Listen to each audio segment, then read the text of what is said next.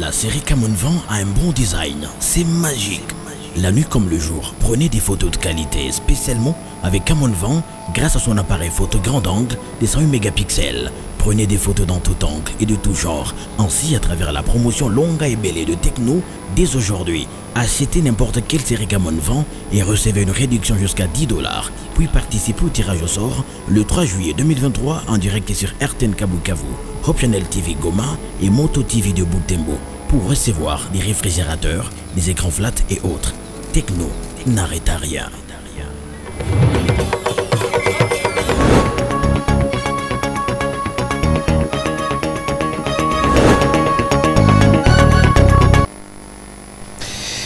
Édition du journal sur Moto TV. Mesdames et messieurs, shalom.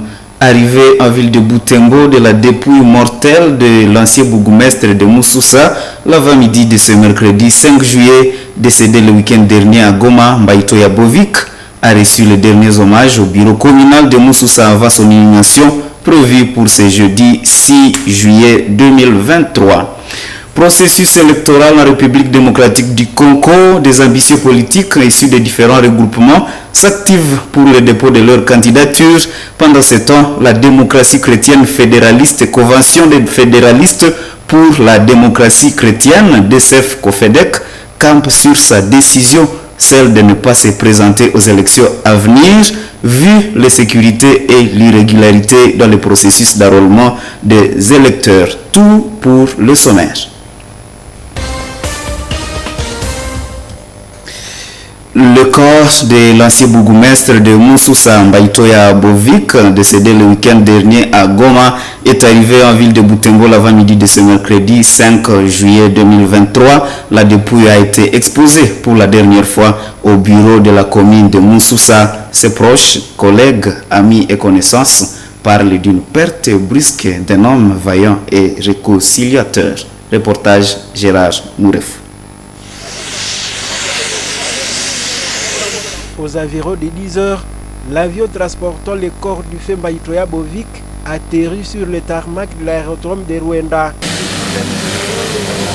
Sur ces lieux, l'on pouvait observer la présence de plusieurs personnalités politico-administratives, militaires et policières, mais aussi nombreux partisans des partis politiques et le membre de la famille du disparu.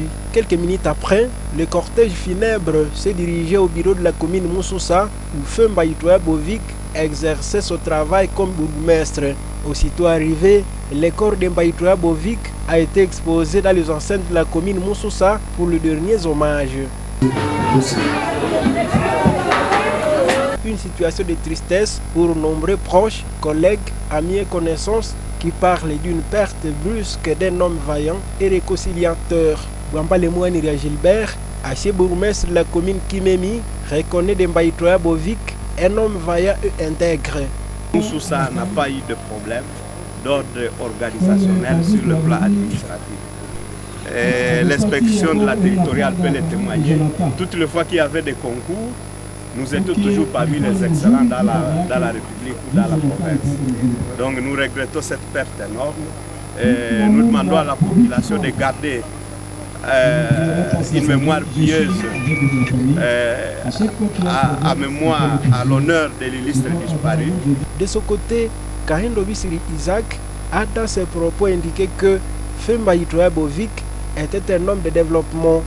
Le chef du quartier Kalemire et ancien chef du quartier Kitoulou en commune Moussoussa explique que la mort de Mbaïtoya Bovik est une perte pour la vie de Butembo qui l'a servi pendant plus de 2 décennies. C'est un grand homme parce que les gens ne savent pas le talent des autres, mais c'est un travailleur. Il a travaillé longtemps ici à la commune de Moussoussa, raison pour laquelle nous sommes là. Nous disons nos condoléances à la famille et à tous les agents de l'État parce que nous avons perdu un grand homme dans la ville de Butembo. Mbaïtoya Bovik, c'était quelqu'un qui nous a édifié comment faire les itinérages, comment réconcilier les gens. Et il suivait aussi les projets de développement, il nous accompagnait beaucoup dans les projets de développement, raison pour laquelle nous sommes là. L'enterrement de Mbaïtoya Bovik interviendra ce jeudi 6 juillet 2023 à Mabambi après une messe de funérailles qui sera dite à la cathédrale Mater Ecclesiae de Butembo selon le programme officiel. 11 jours après le lancement du dépôt de candidature à la députation nationale, quelques partis politiques de Butembo ont déjà déposé leur dossier à la Commission électorale nationale indépendante CENI. D'autres se préparent encore et promettent de déposer bientôt la liste de leurs candidats. D'autres encore, telle la démocratie chrétienne fédéraliste, Convention des fédéralistes pour la démocratie chrétienne, DCF, COFEDEC, en sigle, ne sont pas prêts à se présenter vu l'insécurité et l'irrégularité dans le processus d'enrôlement des électeurs. Suivez certains responsables locaux des partis politiques interrogés ce jour par Nzanzu Wainda Samuel. Déjà préparé il y a 4 mois. Donc toutes les listes de nos candidats ont été envoyées à la commission électorale permanente du parti à Kinshasa. Et c'est Kinshasa qui nous renvoie les nombres de retenus. Et nous attendons dans cette semaine, nous attendons les mandats que les partis vont nous accorder pour aller déposer nos candidatures au niveau de la CENI. Donc c'est comme ça que nous nous préparons. Donc nous sommes déjà dans la fièvre électorale. Nous devons aller aux élections le 20 décembre 2023, conformément à la Constitution. Donc nous devons aller encore solliciter la confiance du peuple congolais qui est souverain, parce que la souveraineté, conformément à l'article 5 de la Constitution, appartient au peuple. Nous sommes un parti politique qui est organisé. Nous suivons l'idéologie de notre autorité morale. Nous avions déjà mis un bon cadre pour cela. C'est-à-dire, nous nous sommes dit du 1er juillet jusqu'au 10, c'est là l'intervalle. C'est dans cet intervalle que nous allons déposer nos candidatures. Nous sommes en train de bien se préparer. Nous avons déjà déposé pour la députation nationale. Et puis nous sommes en train d'attendre les jours pour déposer à la provinciale. La population doit avoir confiance en nous. Nous sommes un nouveau parti politique qui est en train d'œuvrer à la République démocratique du Congo et qui est là pour subvenir aux besoins de la population. Tout d'abord, la situation que traverse notre pays et d'une manière particulière l'Est de ce pays, cette situation de guerre, de massacre et d'autres irrégularités ne nous convainc pas de déposer nos candidatures à la CENI pour le moment. En fait, ce que nous voulons, d'abord, nous savons bien que selon les résultats de la CENI par rapport à l'enrôlement qui vient de se passer, on a considéré même d'autres territoires qui ne se sont pas enrôlés. Et là, ils ont trouvé même des nombres de sièges. Donc nous constatons qu'il y a déjà des irrégularités, il y a des fraudes au sein même de la CENI. De deux, il y a de l'insécurité notoire qui prévaut à l'est de la RDC. Et là, nous citons notamment le territoire de Nyiragongo, nous voyons le territoire de Kwamut, nous voyons d'autres territoires, là au moins 3 comme ça, qui ne se sont pas fait enrôler, voire Rutshuru. Il y a certains gens de Rutshuru qui ne se sont pas fait enrôler. Et nous, COFEDEC, nous sommes derrière le peuple congolais. Et nous proclamons et nous prônons la paix, le travail et le progrès. Et sans la paix, nous ne pensons pas que les élections vont se dérouler normalement. C'est pourquoi la COFEDEC n'est pas prête vraiment à déposer ses candidatures. Et le responsable du service genre, famille et enfants en ville de Butembo interdit aux politiciens d'utiliser les enfants dans leur caravane lors des dépôts de leur candidature. Madame Odile Mabanza l'a dit dans une interview accordée à Moto TV ce mercredi 5 juillet 2023. D'après elle, la loi électorale interdit la participation des enfants au processus électoral. Madame Odile Mabanza, DBI, demande aux candidats de veiller à ce que les enfants ne se retrouvent pas dans les rangs des sympathisants pour ne pas être frappés par la loi protégeant les enfants. Nelly Mwengesi Alié Luciana Moussiviro l'ont interrogé.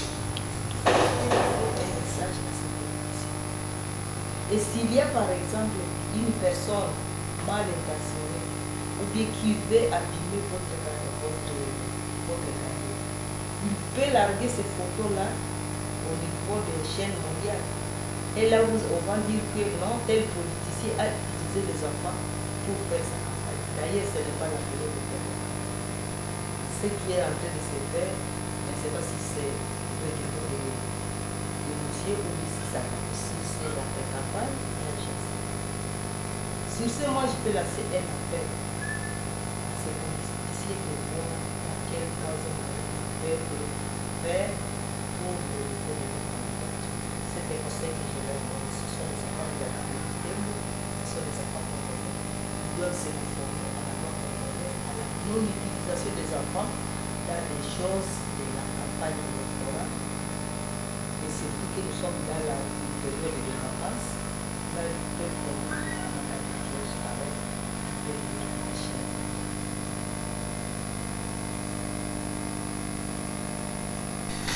Et dans un autre chapitre, le service urbain des affaires sociales s'inquiète de la présence des jeunes adultes dans des orphelinats érigés en ville de Butembo. Cette inquiétude a été partagée au vu de la situation dans des orphelinats locaux qui encadrent même des adultes qui sont censés réintégrer leur famille après un certain âge.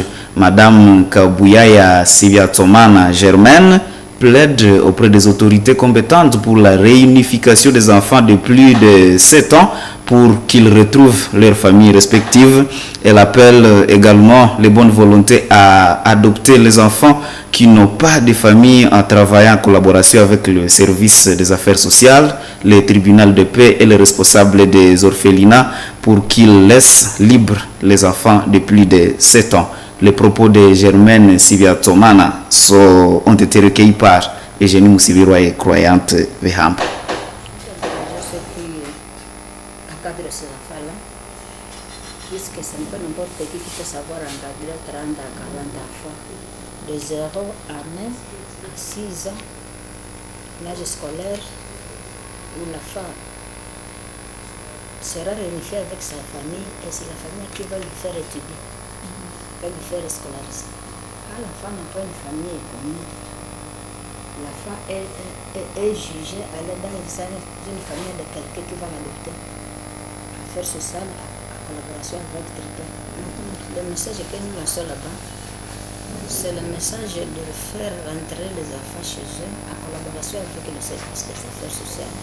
Une fois la femme a plus d'années à dépasser l'âge scolaire, cette affaire-là ne doit plus être dans l'orphelinat. Certainement, ce groupe d'agents des affaires sociales doivent aider à la recherche familiale de l'enfant. Ce qui bloque, c'est les différences des responsables des orphelinats. Les responsables des orphelinats local. On ne comprend pas pourquoi ils refusent d'admettre les enfants dans leur famille. Et nous imaginons que c'est par rapport à leurs sponsors qui sont au Canada, qui sont en France, qui sont je ne sais où, qui peut-être vont emporter nos enfants pour les amener chez eux au Canada, on ne sait pas. C'est là un peu d'interrogation pour nous. Et nous nous rendons à présent en Ituri où 3 présumés trafiquants d'armes ont été arrêtés la nuit de lundi 3 juillet par les services de sécurité et de défense à commande à chef-lieu de la chefferie de Basile en territoire d'Irumu. Information confirmée par la RMBB. Le correspondant de ces médias dans la région a contacté la Convention pour le respect des droits humains CRDH en d'Irumu. Cette organisation indique que ces présumés trafiquants d'armes étaient à bord d'une voiture à provenance de Kisangani pour Bunia. Aussitôt arrivés à Komanda, ces derniers seraient suspectés par le service de sécurité et de défense. Arrêtés, ils voulaient corrompre le service de sécurité par une somme équivalente à 1 300 000 francs congolais dans cette même nuit de lundi 3 juillet 2023. Une thèse qui a été rejetée par l'auditorat militaire de Komanda. C'est le matin de mardi 4 juillet 2023 que l'auditorat a fouillé leurs bagages et retrouvé 2 armes PKM cachées dans le sac de riz, comme l'affirme Christophe Mouniandéou de la CRDH. H.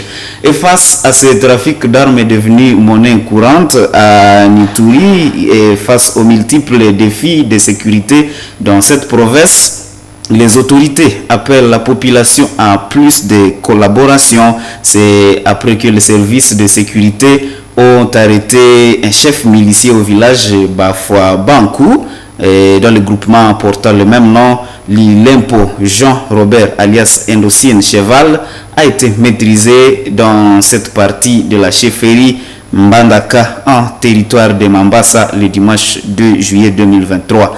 Reportage de la presse du gouvernorat de l'Ituri. Parmi nouveau-nés, Assomba Liwa et Endocide sont également signalés dans les attaques contre les sites miniers, les cas de sites de coopératives Komoy au village Gyongyo, chefferie Bandaka, territoire de Mambasa. Le gouverneur militaire a été instruit pour suivre de près de ramener la paix dans cette partie du pays. L'ordre donné, l'ordre exécuté. Les forces armées en Ituri sous le commandement du lieutenant-général Luboyanka Johnny ont anéanti le chef Mai Mai, Lilembo Jean-Robert, alias Endocide, après les opérations d'environ 2 semaines dans le territoire de Mambasa. C'est hors la loi, présumé auteur de plusieurs attaques dans les sites miniers et c'est les habitants du groupement Bafwa Bangu aux environs de PK51, route Isiru, en territoire de Mambasa, a dit le lieutenant Ngongo, porte-parole des opérations militaires en Ituri. Les forces armées de la République démocratique du Congo viennent encore de neutraliser un chef de bandits armés qui ont pris la cible, les sites miniers en territoire de Mambasa et sur la population locale. Et donc, les DGI, les forces armées, ont mis la main sur lui dans un état où il était déjà blessé dans des opérations que nous avons menées. Nous réitérons encore ces messages. Tous les bandits armés, tous les détenteurs illégaux d'armes, ils seront poursuivis, traqués et neutralisés, soit par les opérations militaires, soit par la justice. Et pour qu'ils puissent avoir la vie sauve, quant aux groupes armés étrangers, l'unique moyen de sortir sur le sol congolais vivant, c'est déposer les armes. Âgé de 27 ans, originaire d'Isangui, de la province de la Chopo, ce chef Mai Mai, capturé et blessé sur le champ de bataille, est admis dans une formation médicale de Nyanya pour des soins appropriés, ceci au respect des droits internationaux humanitaires. Rappelons que, sous l'état de siège, les forces armées ont stabilisé Irumu, une partie de Djougou et Maagi, en tête le lieutenant-général Luboyanka Johnny. À l'instant, cap vers l'imposition de la paix et restaurer l'autorité de l'État sur toute l'étendue de la province pour booster le développement dans cette partie du pays, tel est le vouloir du président de la République, Félix Antoine Tshisekedi Tshilombo. En ville de Goma, le gouverneur militaire du Nord Kivu a réceptionné 4 ambulances médicalisées ce mercredi à son office de travail, dont un opérateur économique de la place. Ces engins vont appuyer les militaires qui sont en train de mener des opérations militaires sur différents fronts au Nord Kivu. Le lieutenant-général Costa Antima Kongba salue ces gestes patriotiques qui, d'après lui, va remonter le moral de ses troupes. Il appelle d'autres patriotes à suivre cet exemple. Reportage. Le gouverneur du Nord Kivu, le lieutenant-général Constant Dima, a réceptionné ce mardi 4 juillet 2023 au musée de Himbi 4 ambulances pimpant neuves, dont un opérateur économique de la place. Tous ces véhicules sont médicalisés avec des équipements modernes pour répondre aux besoins de l'armée congolaise en cette période de guerre qui écume la contrée. C'est avec un sentiment de gratitude qui a caractérisé le gouverneur de province lors de la réception de ces véhicules 4x4.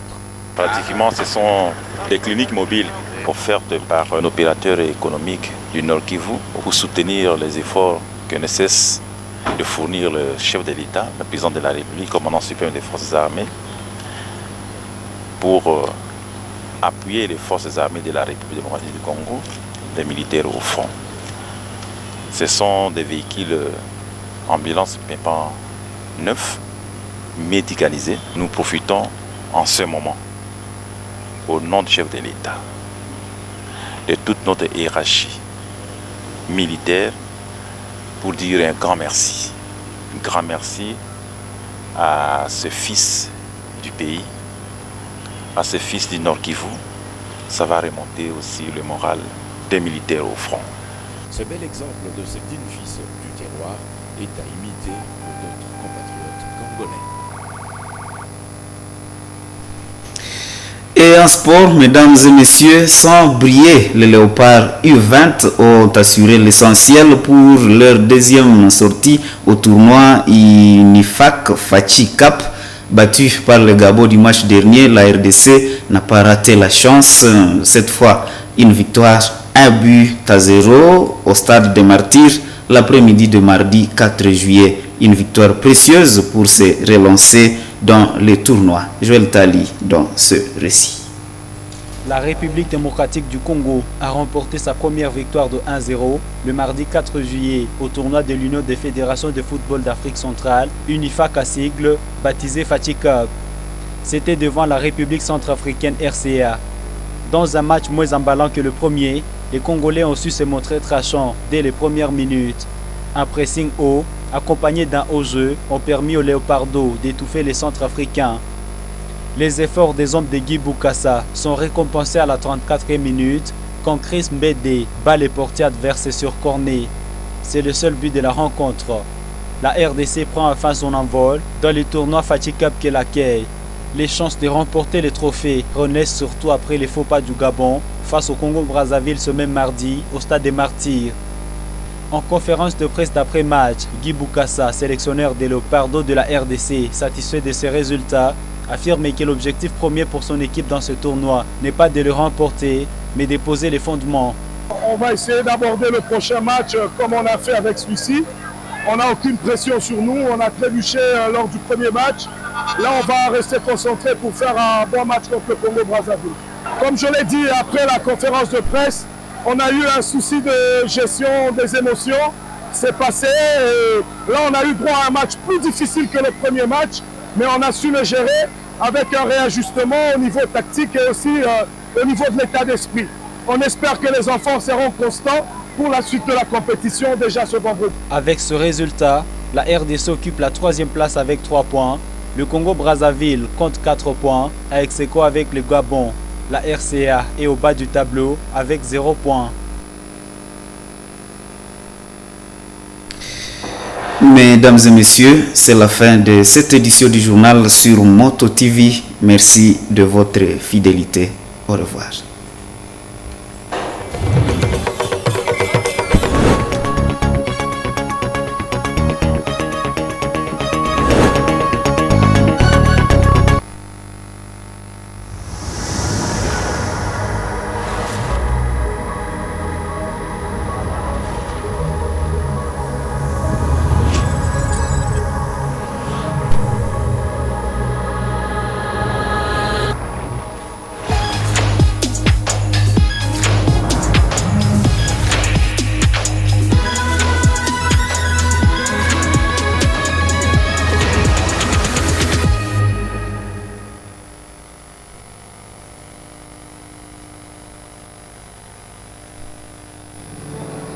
La série Camon Van a un bon design, c'est magique. La nuit comme le jour, prenez des photos de qualité, spécialement avec Camon Van grâce à son appareil photo grand angle de 108 mégapixels. Prenez des photos dans tout angle et de tout genre, ainsi à travers la promotion longue et belle de Techno dès aujourd'hui. Achetez n'importe quelle série Camon Van et recevez une réduction jusqu'à $10.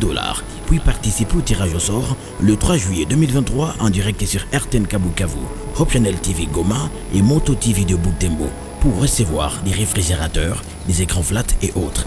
Techno n'arrête à rien.